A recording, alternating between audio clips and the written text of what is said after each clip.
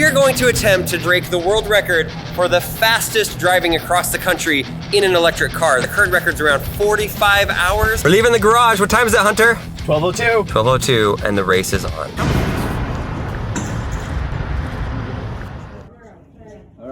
On the last video, we left it off. We were somewhere in like Oklahoma, and I was trying to decide whether we were going to make it. So the first thing we need to do is close out the trip. Did we make it all the way there? Well, after I saw you on that video, I drove into the night for about 90 miles, and I was so tired I couldn't do it. I pulled over on the side of the road. Hunter took over and started driving, and I slept for 4 hours. We went all the way to Amarillo, Texas, and then we got to one of my favorite places, Albuquerque, New Mexico. In Albuquerque, they had a supercharger, and it was the first time that we got to one that was completely full. And what's funny is they were all white Teslas. One of the things that Tesla does is they have a standard color that is the base color that's free. It used to be black for the longest time, and so when we bought our 2017 Model X new, we got it in white because we really liked the look of the white Tesla. Well, Elon has since changed it to where white is the free color. And so in our hometown, it seems like every Model X that's there is white and looks just like ours. And it's a little confusing when you're driving and they're all white. So when I got this Model X, I specifically wanted a black one with black interior. And I can, just by being here, I can see that it was a good decision because it just looks like it's a fleet of Teslas that are all white. And this one stands out a little bit more because it's black. We went to a place called Flying Star that has the Southwest Benny, my favorite meal in the world. I mean, come on, look at this thing. We probably should have just got one and split it. And this is the point when we had to make the decision on whether we're going to continue on to the Portofino Hotel or change course and just go home. We've been on this cannonball run since Red Ball, New York, Red Ball Garage in New York at 12:20 a.m. We've been driving for like 30 hours maybe.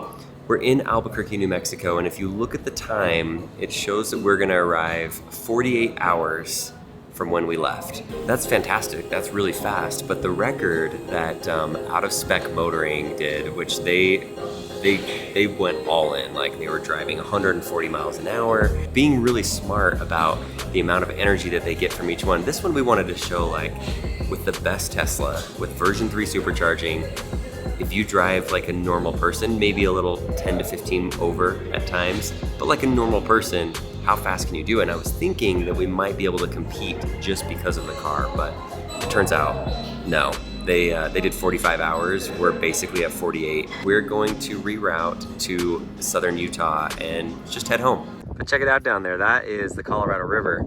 This is basically the beginnings of the Grand Canyon. This is Glen Canyon Dam in Utah. So no, we did not break the world record, but we did learn a lot of things that if you want to try to break the world record for the cannonball, I'm gonna share some of those thoughts. But before we do that, I need to explain the clip that was at the end, the cliffhanger, the title of this video. So we got back on late Sunday evening. I slept for a good 12 hours, like I was out. Got up, worked full day, and then Monday evening at 7 p.m. we went live on our TikTok account. We took over their education arm of TikTok. Some of you probably think it's all just dancing, but we actually have like science and education, and it's fun to be in that world on TikTok. In the 30-minute live stream, we had 300,000 people on there. I showed them things inside of my studio. It was really fun, it was cool. But immediately after that, I started feeling a little bit sick, and I ate some dinner. I kind of just hung around the house for a while. And then at about 9:30, everybody went to bed, and I decided to sleep in the guest room because I was supposed to go to Detroit at 6 in the morning to see that electric Hummer with Zach from Jerry Rig Everything. If you haven't seen his video, we'll put a link in the description. It was the electric Hummer. I was gonna have access, like some of the first access out of anybody in the world, and it didn't work out because my stomach was hurting, I had a fever, I had the chills, and I know there's a lot going on with health in 2020, but I could tell that it was something different than your standard like flu symptoms. So I looked on my phone and typed in, what are the signs of appendicitis? And I fit all of those symptoms and criteria, and I knew that's probably what I had. So I didn't even tell the family. I just left and went to the hospital at 1:30 in the morning, checked in, they did the test. Sure enough, my appendix was infected and it needed to come out. I had the surgery at 1 o'clock in the afternoon, and for a week, it was hurting. I was down. And then for 2 weeks, I was kind of taking it easy. I was pretty lazy, I didn't shave, that's why I have the beard. It's coming off today, finally I feel good enough, that's why I'm filming this video. But what's interesting is I do feel like the trip, the cannonball trip across America is the thing that caused my appendicitis. Let's get into some of the tips. If you wanna do the cannonball world record and break it, there's a few things. One, don't start at midnight. Like, start at a really smart time. The previous out of spec motoring, the guys that actually hold the current record, they started it at 5 o'clock in the morning New York time, and it worked out really well because they flew across the East Coast. The thing that I was worried about is if we did it around that time, we were likely going to hit LA traffic going from Vegas to LA, and that's awful traffic. That would have cost us potentially hours just with the traffic jam. We weren't very smart. We went and saw our friend Sarah Dici in like downtown Manhattan, and while we were hanging out, she's like, let's do a podcast. So we did a full-on podcast with her. It was really fun. Obviously with every platform, it's like you need to be authentic and have fun, and we bought an electric car and I loved it, and I published a few things about it and it kind of took off. I'm like, well, let's make some more on it. I'm like, do we get a hotel and sleep for 5 hours? Or do we just start this dang race and just go for it? And we're like, you know what, let's just go for it. That was a big mistake. I should not have wanted an energy drink 4 hours into the drive. For my first energy drink, I'm going to push through till the next charge. I can usually last longer than that on a road trip, but when you've already been up the entire day and then you start driving, really stupid, and it was bad on my body. I had probably 3 energy drinks on the drive. I don't usually drink those. I feel like just sitting so much, not sleeping. When I did sleep, I would wake up like an hour into it, scared that Hunter was like falling asleep himself and driving off the road. Like, that's kind of scary. Nobody's awake keeping him awake. And so my mind didn't really relax and didn't let me sleep. So for the entire 45 hours of the drive, I probably slept a grand total of 5 hours. That is not healthy and not good. Get plenty of sleep before you go on the Cannonball record, and then also leave at a good time after you have slept a bunch. So there's a couple of tips. The next thing that I thought was really interesting is I thought the Tesla Model S Long Range Plus would be able to break the record, but it turns out it's more than just driving the car with the longest range. You need to drive really, really fast, forget about efficiency on your Tesla, forget about running down the battery, and then stop at more Tesla Superchargers and charge to somewhere between 40 and 60% of the battery, as long as it's charging fast, and then take off and go to the next one.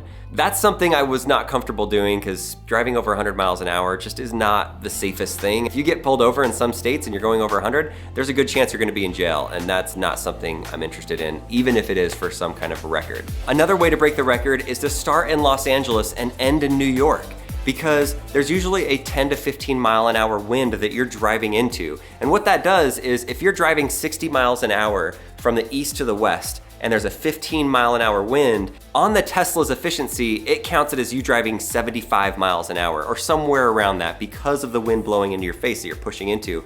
But if you can drive from the west coast to the east coast, that wind will be at your back. It's a lot more efficient, which will save your battery, which means you can go further. So I know it's like everybody feels like the real true way it needs to be New York to LA, but it's still the same distance, just go the other way. And in a Tesla, it makes so much more sense because it's an electric car. Let me give you some interesting stats from the trip. In order to drive on the entire trip, it was 2,795 miles. That's the Cannonball run. We only missed that by about 130 miles. We went 2,654 miles on our trip. So we did pretty well. The total hours driving was 36 hours on the trip, and the total stoppage time where we were charging was 10 hours and 28 minutes. 10 hours and 28 minutes just charging, 617 minutes. That's a lot of charging time.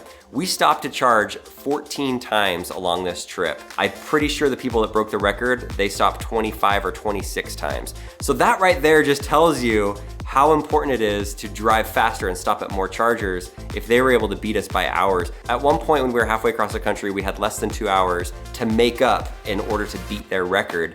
And so we still kind of had a chance, but we really needed to step it up, and then we noticed that it just wasn't happening. The last 2 questions that I need to answer are, was it fun? Did I like it? And then also, do I want to attempt to break this record again? And will I do it again?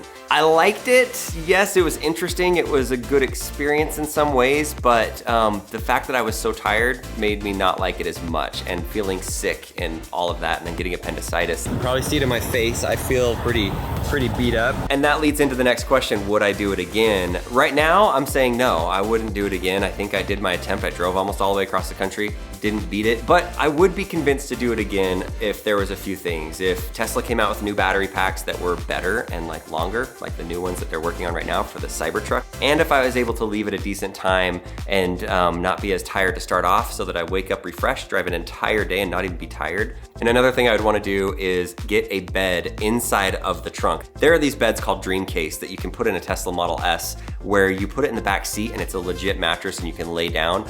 I would use that at some of the Superchargers. I don't think I'd use it while I'm driving because you're not wearing a seatbelt if you get in a wreck. That's not gonna be good. And the last thing I would need for me to be able to wanna do it again is I want more version 3 Superchargers across America. I was really disappointed in how few version 3 Superchargers there were. There was a couple on the East Coast and then a couple on the West Coast, but it was really sporadic and it was kind of lame.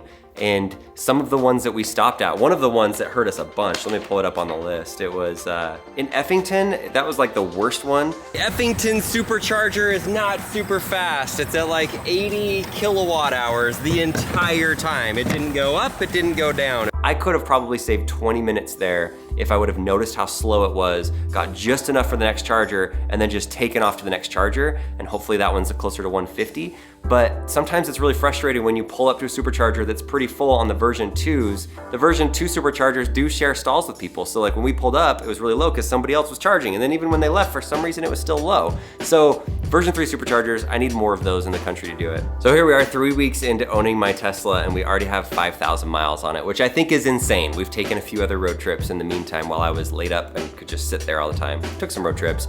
And so overall, I really do like the Tesla long range Model S. Plus, I think it's great. 400 miles is a really good number. I feel so much more comfortable being able to drive to Las Vegas, Nevada and back on the same charge. I could never do that in any of my other Teslas.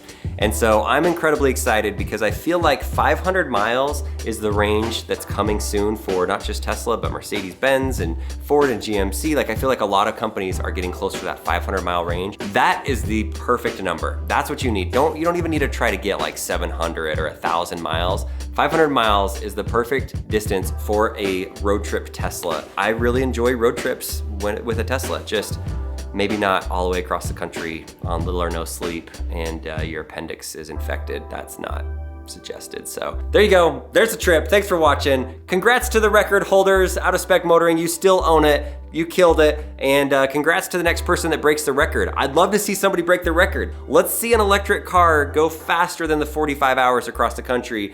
Do it safely. Try not to break the law. There's your recap. Hope you enjoyed that. Thanks, guys.